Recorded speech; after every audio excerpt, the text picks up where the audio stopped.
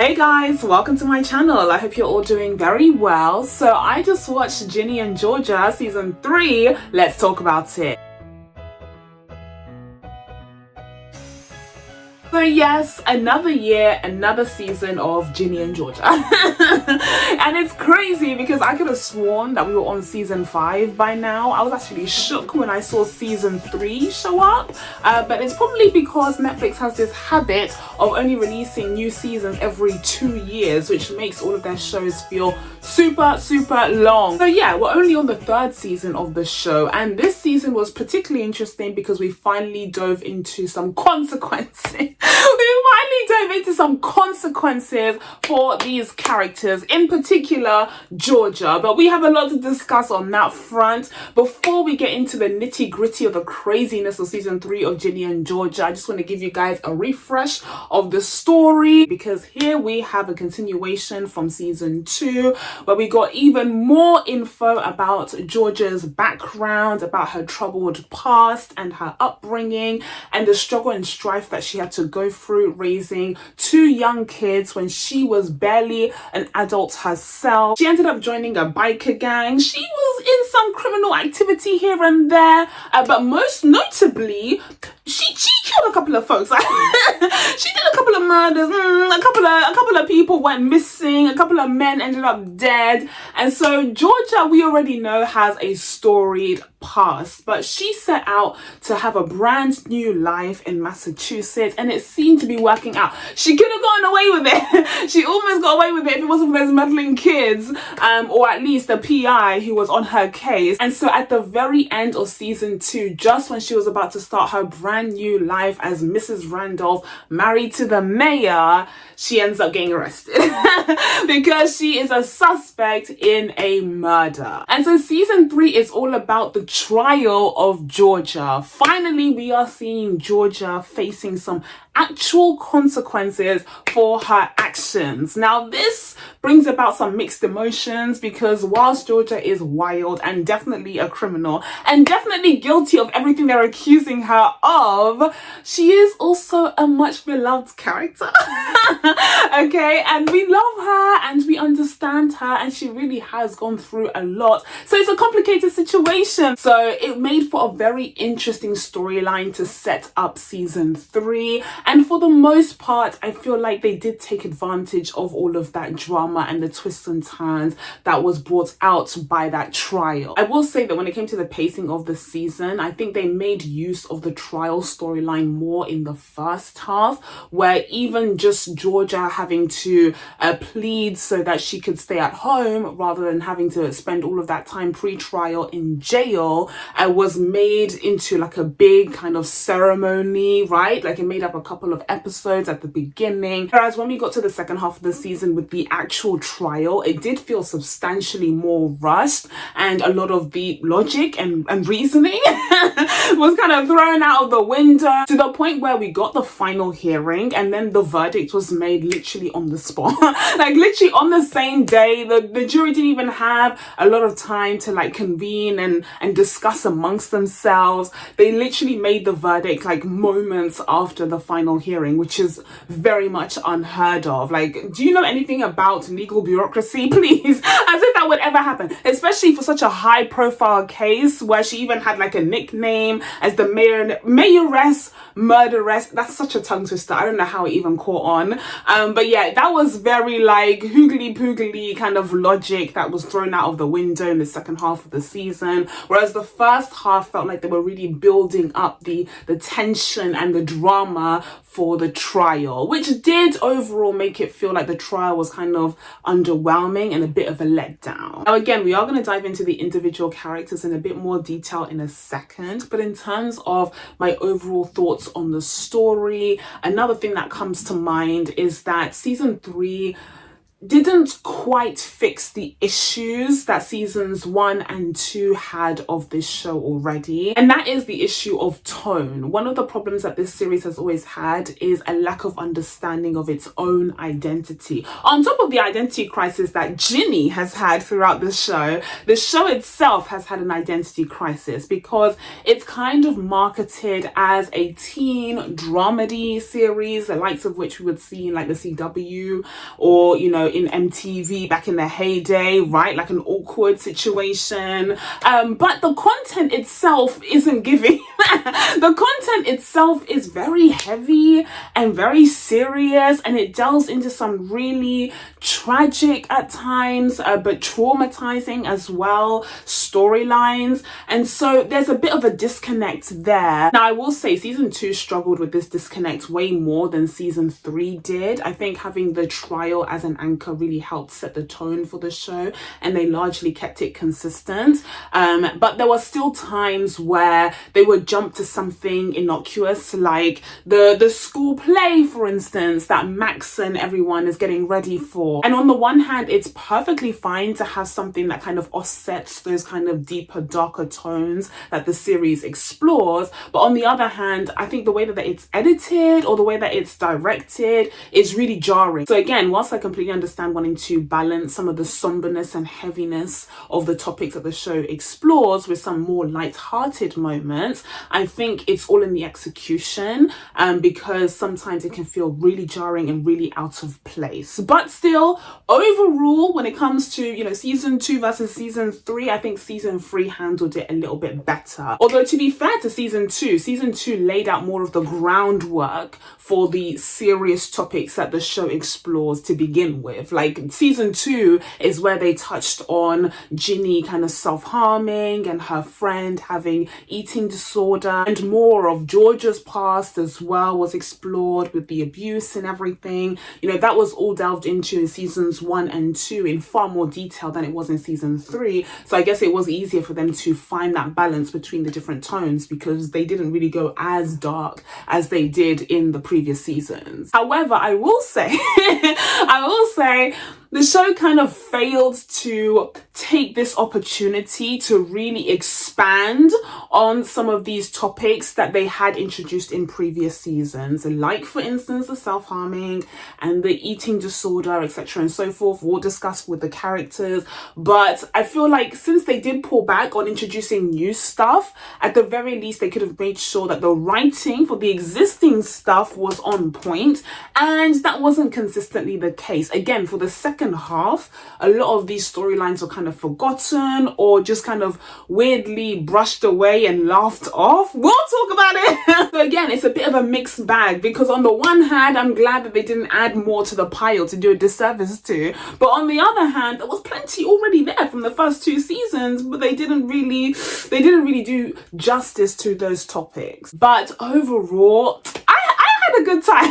Overall, I had a good time with season 3 of Ginny and Georgia, and I think it just stems from the fact that at this point, I know what to expect. I know what this show is going to give me at this point, and so I'm in for the ride. And that's mostly because I truly am invested in these characters. I keep coming back because I want to see more from these characters. I want to know more about the next chapter in their story. And so yeah, I'm hooked. Like, it's season 3 and I still haven't left, so I'm definitely hooked. And so if we were to get a season 4, and the series is pretty popular, so I wouldn't be surprised if Netflix greenlit a 4th season, but I would definitely be tuning in, absolutely. Although I don't think season 4 has as much meat on its bones for its setup as season 3 did, because season 3 had a hell of a cliffhanger, whereas season 4, like, it has a cliffhanger, like, it's a bit of a, ooh, what's going on here? But it's not like something that I'm gonna lose sleep over. But okay, enough of the cryptic messaging. It's time to dive into the detail. It's time to dive into the nitty gritty of these characters, starting us off with, honestly, the woman of the hour. The woman of the hour, and that is Georgia, because she is the one who is facing life imprisonment. She is the one who is labeled as the mayoress murderess. it's such a hard label. It's such a hard name to say. I had to say it super slowly, okay? But she's the one, okay? She's the one that's in that courtroom every day wondering if this will be the day. This will be her last day as a free woman. Now again, if you look at Georgia's track record, if you look at her rap sheet, your immediate thought is lock her up. Lock her up and throw away the key, because she has committed some crazy crimes in her time.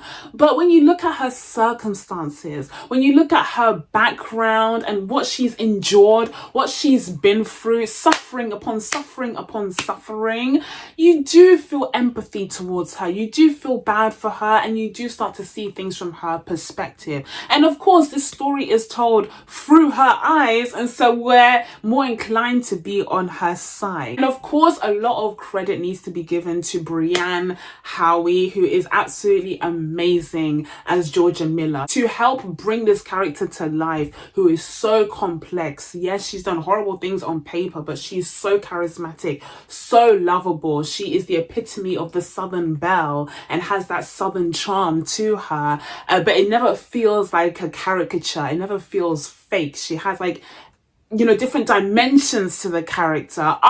She is amazing in this role, and she turned it up for season 3 as well. I mean, she had to play all sorts of mind games against the neighborhood, against the jury, against the judge, against her kids, against her husband, just so she can fight for her life and for her freedom. Now, just to touch on some quick thoughts for Georgia's antics for this season. First of all, the first kind of main chapter of the trial storyline was all about ensuring that Georgia wouldn't have to stay in jail while she awaited, you know, news of the trial. And the main kind of reason that she gave to the judge was that I have to be here for my kids. I have to take care of them. They need me. I need to be home with my children. And then the judge granted that, and she was allowed to, you know, wait for the trial on a house arrest with the ankle bracelet on. And the whole time she was at home, she just complained about doing nothing. Like she complained about being bored and having nothing to do. And I just found it to be a bit ironic how like the whole point of her being at home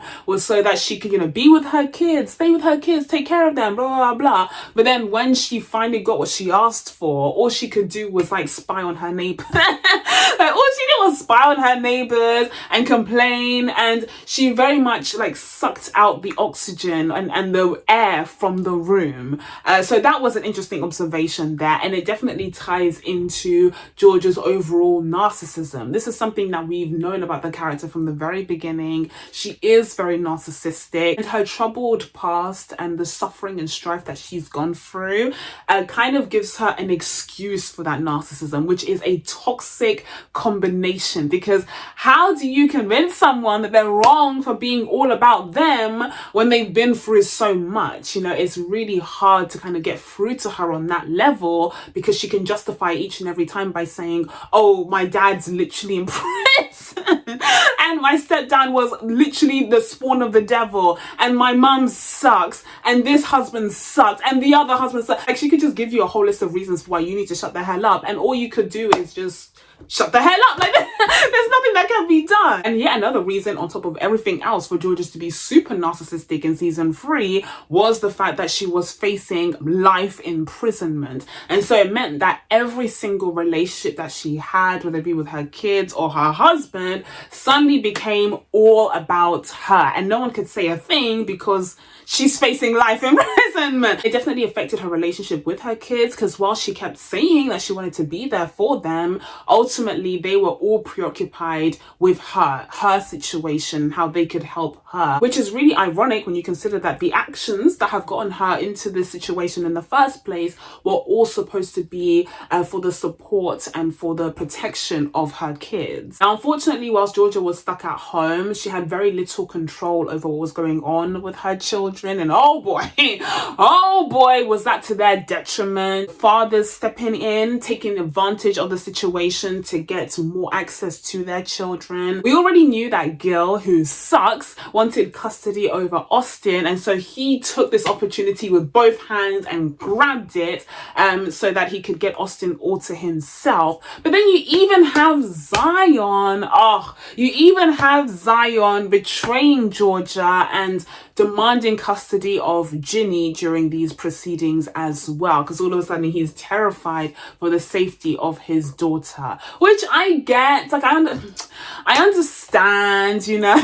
But at the same time, I think the way that he did it was the ultimate betrayal, because there was no discussion, there was no conversation. He didn't talk with anyone. He didn't talk with Ginny, he didn't talk with Georgia, he didn't talk with anyone. All of a sudden you just see CPS coming at the door, knocking, banging, like CPS open up in front of everyone, in front of all of the cameras, in front of all of the neighborhood. Like, really, that's the only way that he could have done this? Absolutely not. I think the way that he went about it was horrible, and ultimately it made for an even more traumatic experience than just, you know, talking to Ginny, and also considering the relationship that she has with her brother. Like, each of these dads literally do not care about the fact that, you know, Austin and Ginny are brother and sister. With Gil even have your audacity to be like, oh, they're only half brother and sister. Shut up. Literally shut up, Gil. Don't. Gil can absolutely catch these hands whenever. But unfortunately, neither of these dads even thought about the relationship that Austin and Ginny have, and so they were more than happy to just separate the kids just to have their biological children living with them in these horrific circumstances.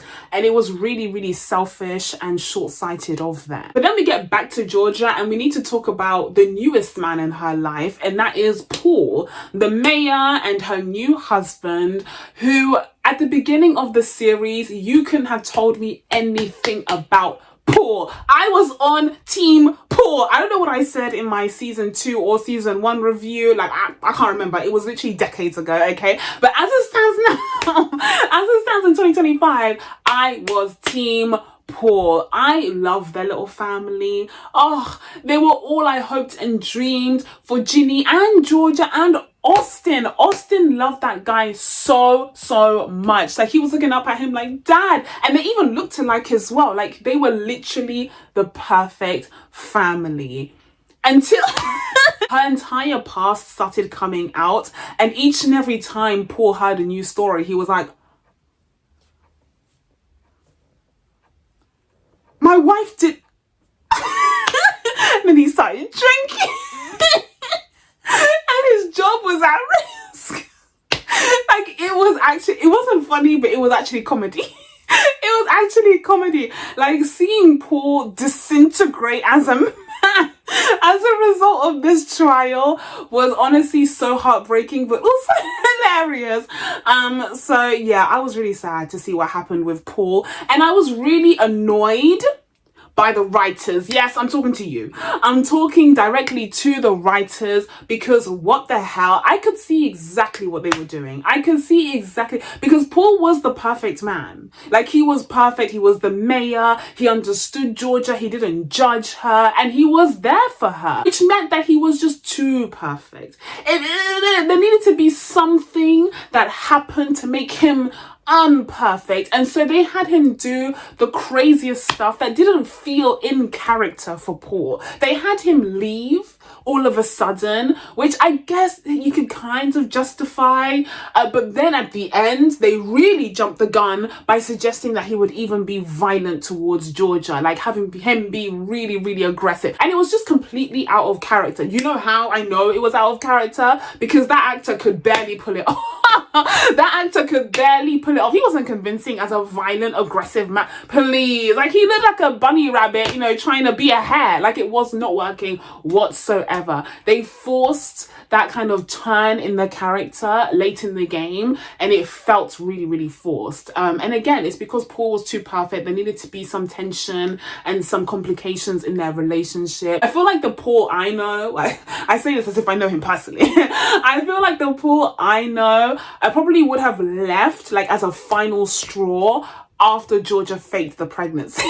Like, I feel like his response to that would have just been leaving. But the fact that he left so early on and then ultimately came back and was like really furious and angry and threatening towards her, I thought she was gonna kill him too. I was like, we're gonna have another one. Another one, Georgia, come on now. Ultimately, I do think the writers did the character dirty just because he was too perfect and clearly he wasn't the end game that they had in mind. Speaking of the end game, let's talk about Joe. Let's talk about Joe. Now, I don't remember what I said in my season 1 review. They were literally decades ago, so you'll forgive me for my amnesia, but I'm Team Joe now. Yes, I am. I'm Team Joe now. I remember Joe being like really obsessive and really jealous and icky in the previous seasons. Am I right? Like, let me know down in the comments if I'm right. I'm not going to go back and rewatch the whole thing or even my own review. I can't be asked. But I believe Joe was really icky and weird and like possessive in the previous seasons. But, you know, much like Paul had a personality transplant, so did Joe, because he was actually pretty cool and pretty fun and fresh in season 3. He was just kind of like watching the guys get their panties in a twist the whole time. He was like wiping down the beer glasses, being like, oh, what? That's crazy. Georgia did what? Oh, no, not too much on Georgia. Now, like, sometimes he would step in and like defend her, or sometimes he would like raise an eyebrow at Gil. But yeah, overall, I think that Joe had a pretty positive outing in season 3. He didn't do too much, but he did just enough. Also, this is just by the by, but like, he was kind of looking fine. He was kind of given a bit of an upgrade, maybe perhaps to prepare him to be the new love interest. Like, maybe that's what they were subtly doing, you know, subconsciously. But yeah, he was giving in season 3, and I am prepared to see him become a main love interest for season 4. Again, I don't remember what I said before, but this is what I'm saying. This is what I'm saying now. Actually, you know what? Scrap that. I'm not Team Joe. I'm not Team anyone. I'm Team Georgia, sitting the hell down and focusing on herself. Because really, just as she said, I was thinking it the whole time, but she even said it herself at the end. She has gone from relationship to relationship to relationship, and it's just been too much. It's just been too much, or like, she really just needs to sit down with herself and her kids and figure things out in therapy, preferably, as she promised at the end, because enough is enough. She just keeps getting involved in all these men, and I'm not even sure she knows who she is outside of these relationships. She's lived so many lives, she's told so many lies, and she's been with so many guys. I don't think she knows who she is outside of these lies, outside of these relationships, and outside of her kids. Though I'm not sure if season 4 is going to bring us any answers, because it turns out that Georgia's actually pregnant this time. Georgia might actually be pregnant again, and it's looking like maybe Joe, maybe Paul might be the father. Listen, more drama, more chaos, more Georgia. So now moving on to Ginny. She didn't really get as much of a hefty storyline this time around, because a lot of her story was focused on Georgia and her trial and how Ginny was being affected by that. She became the school pariah. You know, everyone was kind of looking at her and judging her and her whole family. So a lot of her story kind of centered on how she was reacting to that, and especially how that was triggering some of the kind of traumatic responses that she's had in the past, like the self-harming and the burning, which she's been going to therapy for. So I think on that front, when it comes to Ginny, they did a good job of continuing to explore that element of the character, the self-harming, and how she's improving by going to therapy. Having that extra support from a professional is really helping her.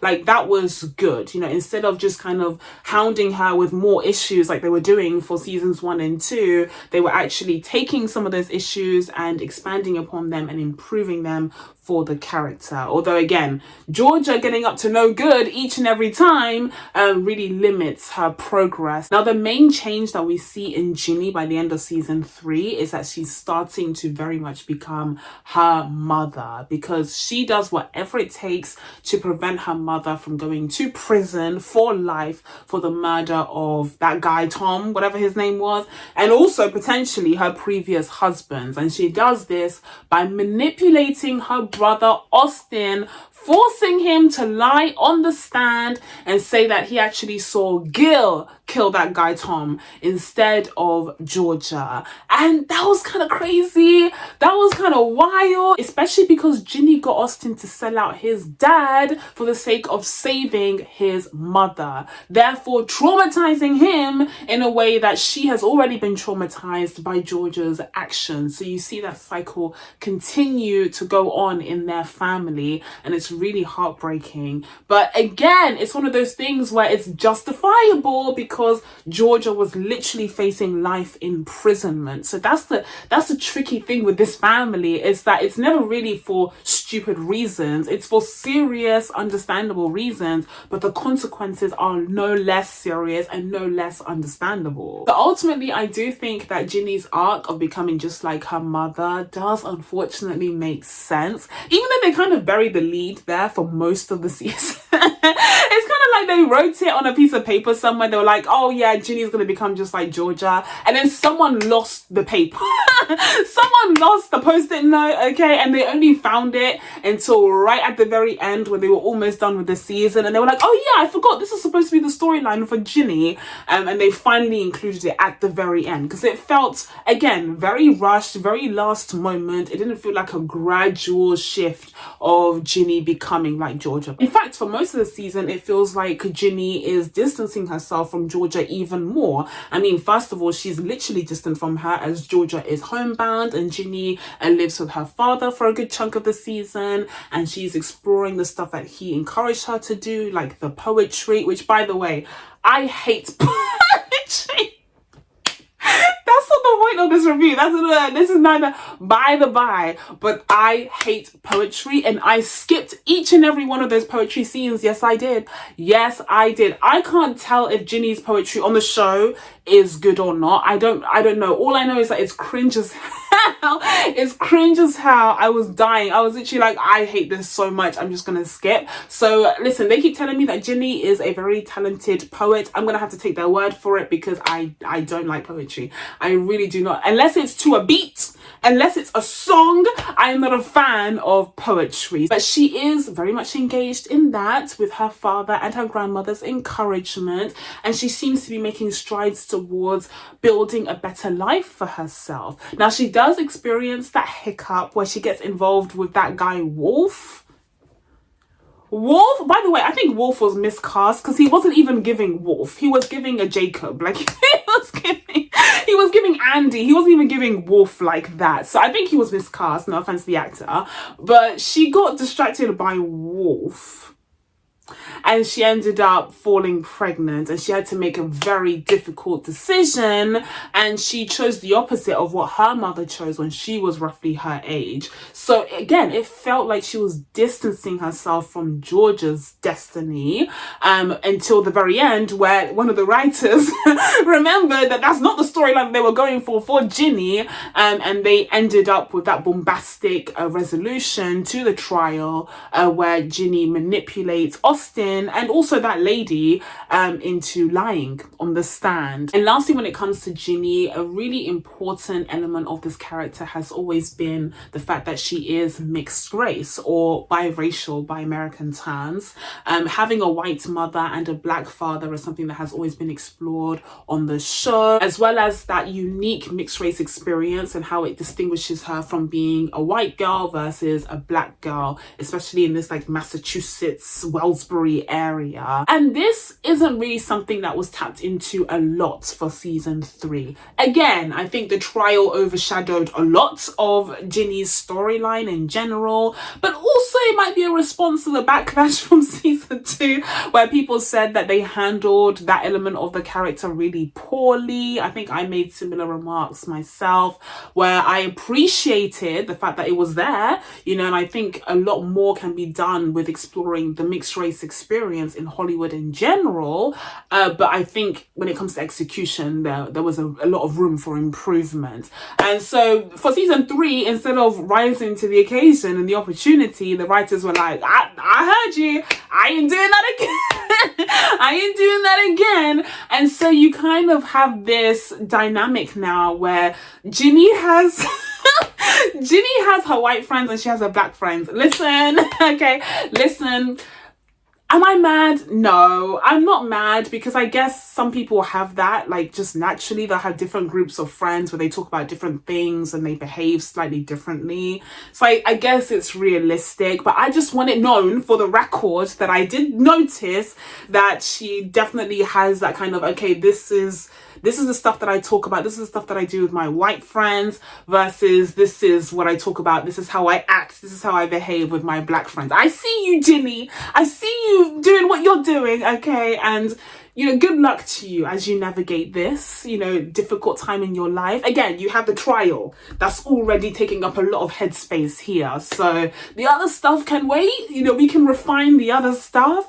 But very interesting approach that they took for season 3 in light of the fact that the mixed race experience is a big part of Ginny's character arc for the series overall. And another thing that was added as well is, you know, her living in a black household with her dad and her grandma. Love her grandma. I find myself identifying more and more with the old heads on these Netflix shows than I do with the teenagers, because when that grandma was giving her advice, I said, Ginny, you best listen up. You best listen up, because adults are talking, okay? Like, I was largely on grandma's side, apart from the dress. The dress was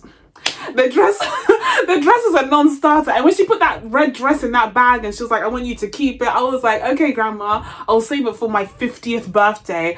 So yeah, the dress was that we don't need to be taking fashion advice from grandma, but we do need to be listening to some of her life advice, because she has her head screwed on right. Okay, so that's it for the stars of the show, but these guys are surrounded by some pretty eclectic characters that I've also grown quite affectionate towards and invested in. Let's start off with the twins. Let's start off with Max and Marcus. We're going to keep this quick because I've already been talking for ages. Starting off with Marcus. Marcus, I'm so glad that he finally ended up going to rehab. This is what he needed. Yeah. Marcus, seriously, Mr. Oh, I don't have a problem, I can stop at any time, but your eyes are rimmed red and your breath stinks of vodka and you're swaying about at 2 p.m. on a school day, but you don't have a problem. Oh, okay, cool. Okay, cool. Your twin who came from the same womb as you did at the same time, okay, recognized that there was something off about you. Hell, even Georgia recognized that there was something off about you. She's been around many addicts, so she knows when something is up and people are trying to warn you, but you're like, oh, everything is fine. You're in full-on denial. Marcus, you need help.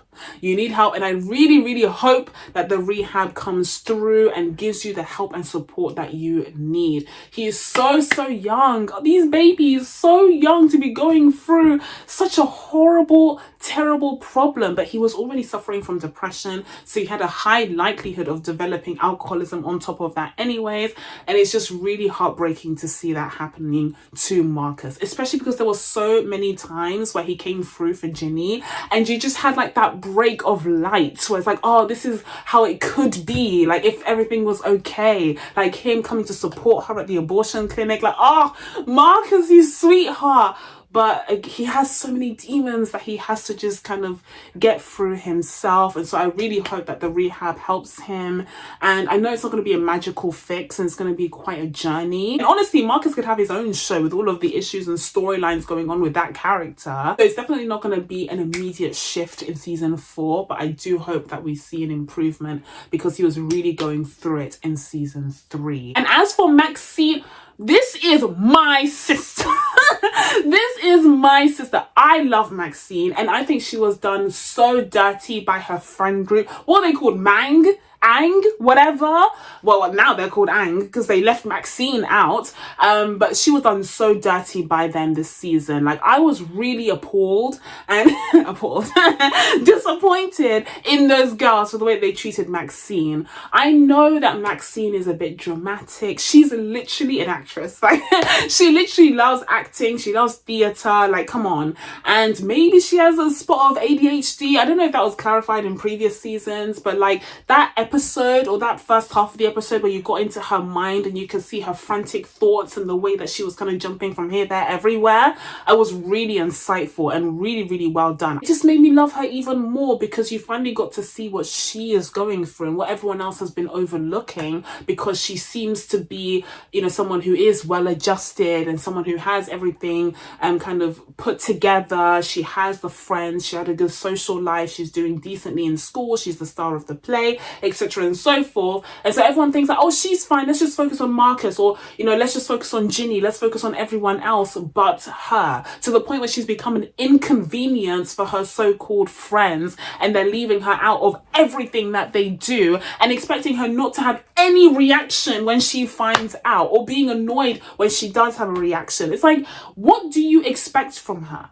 Truly, what do you expect? You're literally limiting the amount of space that she can exist in, and then you're expecting her to just not say anything about it, or just be grateful that you're giving her a second of your day anyway. It's like the way that they were treating her was absolutely awful. And that's just on the friendship side. You even have the family side with her mum. From literal childhood, her mum has been dismissing her needs to some extent to make more room for her brother, who has always struggled. And oh, as an elder daughter, let's just say that this was triggering at times to see. It was so realistic, and it made Maxine an even more relatable character to me, because I completely understand where she was coming from. So my hope for Maxine in season 4 is definitely, without question, that the people that she cares about and loves in her life finally fully see her for who she is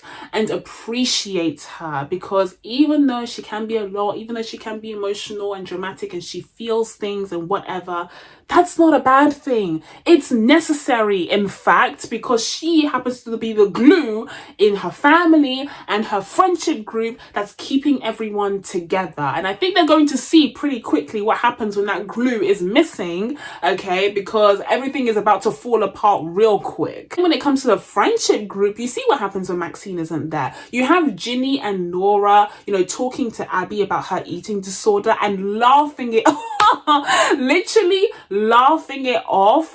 They were so light touch with the situation. They didn't know what to do in those circumstances and how to confront Abby, that it ended up being a non-conversation. And I understand that they were scared of offending her. They were scared of, you know, upsetting her and then ultimately losing her. But I feel like if Maxine was in that room, they would have been able to get a little bit deeper, because that conversation ended up being super surface level, to the point where they were just trauma dumping, especially Ginny. You know, she was just listing a whole bunch of stuff that she's gone through and not much was done about it. There wasn't a lot of like emotional processing of what each of these friends were telling each other, and that's something that Maxine absolutely would have brought to the table. So guys, all in all, I did have a fun time with season 3 of Ginny and Georgia. I like coming back to this world, and more importantly, I like coming back to these characters. I think these characters are some of the best written characters in a teen dramedy, not really a comedy, come on now,